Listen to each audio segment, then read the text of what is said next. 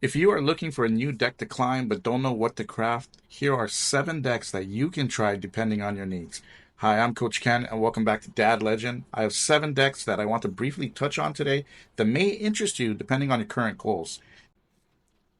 First off, for the best deck to climb to Legend, if you're currently like ranked Diamond 5 or whatever, and you're trying to make the climb to Legend, in my opinion, the best deck to play is Token Hunter. This is the list that I'm running. For all decks, you can find the deck codes in the description, so be sure to just look at the description and grab the deck code for easy accessibility.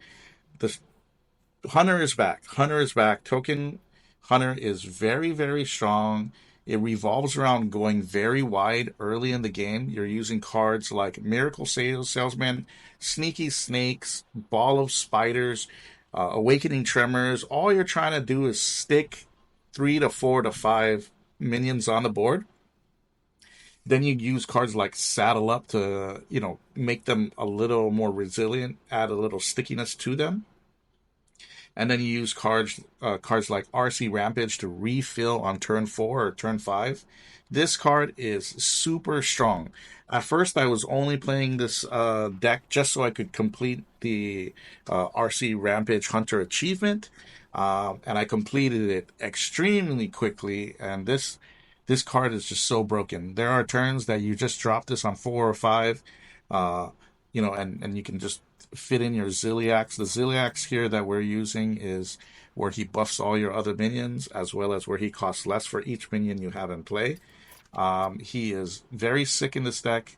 You have a full board. If you have the location, you can pretty much use it as a tempo play later in the game to just clear out boards or even just push more damage on face. It is a super fun deck. One of the coolest interactions I think is Hemet, Full Marksman. You have a bunch of these sticky beasts. And remember, Ball of Spiders, it gives you random beasts in hand. Saddle Up, it summons random beasts that cost 3 less. So you will have a very, very sticky board already of small creatures. And if you start trading them off into Hemet, Full Marksman, this can give you some really bomb drops for the game if it goes late. But typically the game doesn't go very late. This deck is pretty fast. Typically I don't want to cover too many mulligans, but you're looking to keep Miracle Salesman, Sneaky Snakes, Corridor Sleepers, Awakening Tremors. I wouldn't keep Patchwork Piles. I will keep Remote Control. And depending on what I have in the hand and if I have the coin or not, I'll keep like something like a Ball of Spiders and potentially a Saddle Up. This deck is very aggressive. You don't need to play the Hemet to win the game. Typically, you're winning way before that. Like, the game is decided. If you have 3 or 4 creatures and they have a Death Rattle, and it's turn 4 or whatever, and you throw down a jungle gem, you're winning the game. Or if you have a Ziliax out at that point, you're pretty much winning the game. A lot of removal right now doesn't touch it. So expect for control decks to kind of uh, restructure the way the AoE removal that they choose. But anyway, that is a very strong deck that I recommend if you are making the climb to Legend, and even at Legend, it's pretty fine to play. If you, for some reason, didn't open a lot of those cards, or you're on a smaller dust budget, look no further than this deck. This is Handbuff Paladin, costs about 7,000 dust or so, and I think most players right now, a lot of these cards you'll have.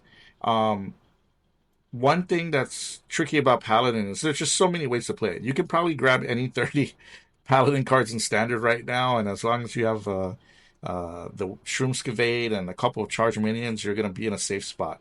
If you looked at my short previously, I lost to this deck. I've lost to this deck many, many times. It has a lot of burst. It's pretty crazy. And this just, like Hunter, this really revolves around sticking a minion. Once you stick a minion, what you want to do is you just want to buff it up with like Depth Aura or whatever, and then Shroomskavate so that you're attacking for, you know, 16 damage or whatever it may be. It's pretty crazy.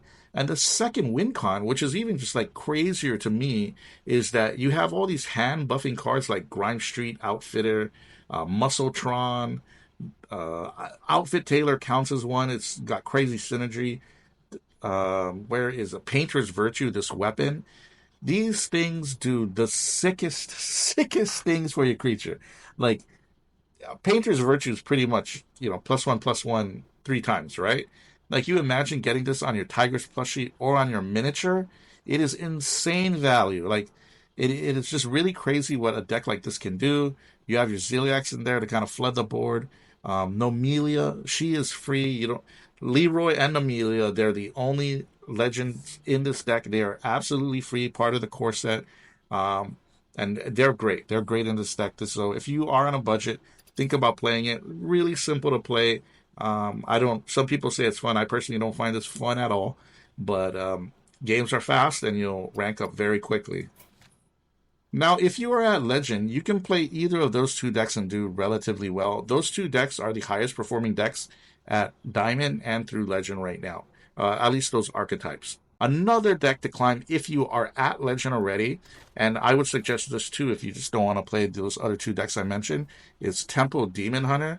And this is a totally new archetype that the deck that the class hasn't had, at least since I've been playing in the last since Showdown of the Badlands, and it's pretty cool. Like we have some returning cards: Illidari Salesman, Through Felon Flames, Miracle, Illidari Studies, Miracle Salesman, Taste of Chaos. But basically, this revolves around the combo of Umpire's Grasp, the 3/3/2 weapon, and Window Shopper. Window Shopper is the only demon in the deck, and the plan here is to play Umpire's Grasp, play Window Shopper, and then play your big demon. Now, the demon pool is only 11 demons in standard right now. Some of them are not good. You don't really want to get a marginalized demon, but a lot of them are much more effective than I thought. And remember, Umpire's Grasp reduces the cost of a demon by 2. So if Window Shopper is in your hand and you pull it through the weapon, it becomes the 3 mana card. The card that you discover with Window Shopper also gets discounted by 2 if you played it in this way, right? Because Window Shopper has a discount. But if you just naturally cast Window Shopper, then the demon that comes out is at its normal cost. This particular list that I'm playing plays both Midnight Wolf and Raging Fell Screamer. I think as the week goes on, you'll see that these lists get a little more optimized. But this deck is pretty cool. All these other cards are just really strong. Ball Hog, this was one of the highest rated Demon Hunter cards in my spreadsheet.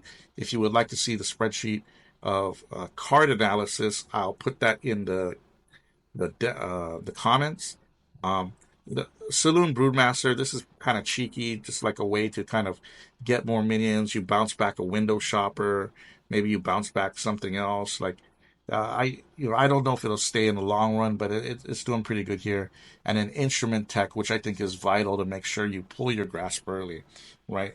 Bartendo Bot is there to pull Midnight Wolf, but I think as the deck continues to evolve, you'll see changes here.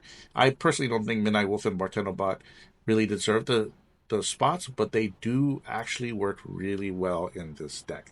So this deck, hard mulliganing for Miracle Salesman, Taste of Chaos against aggro. I'd keep Instrument Tech, and I would definitely keep Umpire's Grasp in every situation. It's too important. So those are 3 decks for standard. If you are playing Wild, I would suggest this as being the best deck in the format, at least for today. It's aggressive, very, very aggressive Shadow Priest with the twist, and you get to use new cards like Timewinder Zarimi. Somebody just hit rank 1 legend with this deck. It's really, it's just like Shadow Priest, right? Aggro Shadow Priest, but instead you've added a dragon package to accommodate for playing Time Winder Zarimi. And it turns out if you have 2 turns in a row, these decks can find the damage quickly.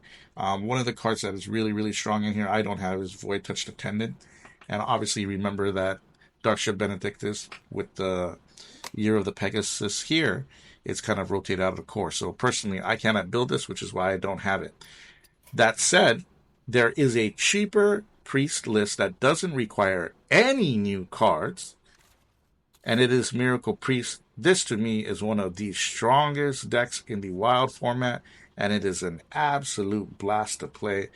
You keep basically this revolves around playing a Radiant Elemental, and then using discounts with funnel cake and the elemental and palm reading to discount the rest of the deck and playing out your deck by turn 4 or 5. And it happens. It's pretty common. Cards that I would keep would obviously be Radiant Elemental and Creation Protocol. You wouldn't even need to forge it. You just need one copy of Radiant Elemental, and you go crazy. I've played many, many games with this deck. It is a blast. It is a throwback to the old times of Divine Spirit into Inner Fire, and it's just great to play. It is a very, very fun deck. Give it a run. You might have a good time.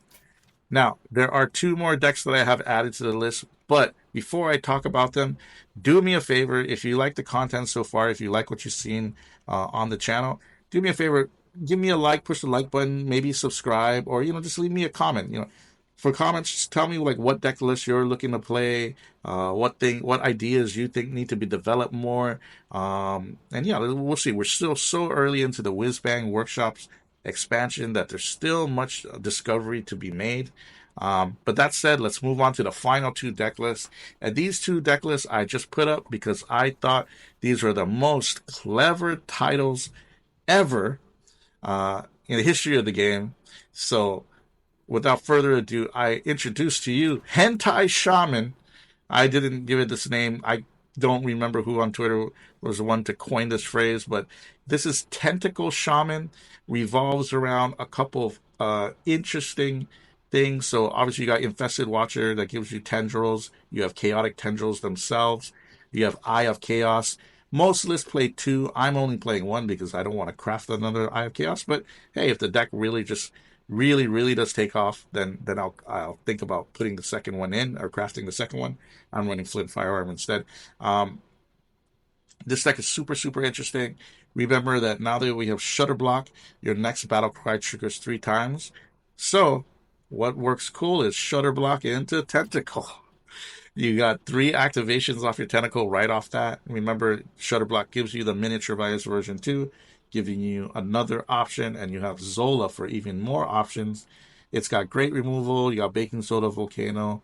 You got Yogg for that crazy endgame, and you got Joymancer Geppetto to get even more tentacles. And it's just, it's a tentacle party. Like, I haven't seen this many tentacles since, well, we won't talk about that. Also, last deck, if you are on a slight budget, obviously Hentai Shaman is a pretty expensive deck, then you can play Chat GPT Mage. This is the minionless spell mage. Meaty played a very similar list that didn't have Sunset Volley. He played that during the theory crafting phase. He did exceptional with it. This list is the only list that I could find on HS Replay that was somewhat respectable, I guess. And I just thought it was cool that it did play Sunset Volley. I personally don't think you can get away with playing 3 10-mana cards. Like, that just doesn't seem realistic. So Sunset Volley is probably better off being something else. Like, I don't know what it could be, but something else, Blizzard, or maybe like some type of mana discount. But this deck revolves around 2 kind of main things here. One is where is it at? Here you go. Manufacturing error, right? 6 mana to draw 3 cards, and since you have no minions, they cost 3 less. This is one of the bigger, like, late game temple plays that the deck can do. It is extremely powerful. But the deck wins this game simply through Yogg in a box. And that's why it's called Chat GPT Mage. Basically, you don't know how to win the game. You don't know the answer. So you ask good old Chat GPT Yogg, and believe me, he will spit it out for you. I watched Meaty play a similar deck during the theory crafting stream, and he went something like 13-1. Yogg saving him like in almost all the games, and it was pretty incredible. So very fun deck, and of course you do get the 10 mana that you play Galactic Projection Orb, and you just go even crazier. It is a ton of fun, very, very fun. I would say the win rate is not the greatest. It is difficult into a lot of these aggro decks, but hey, if you're a gambler and you want to throw it out there, that might be the deck for you.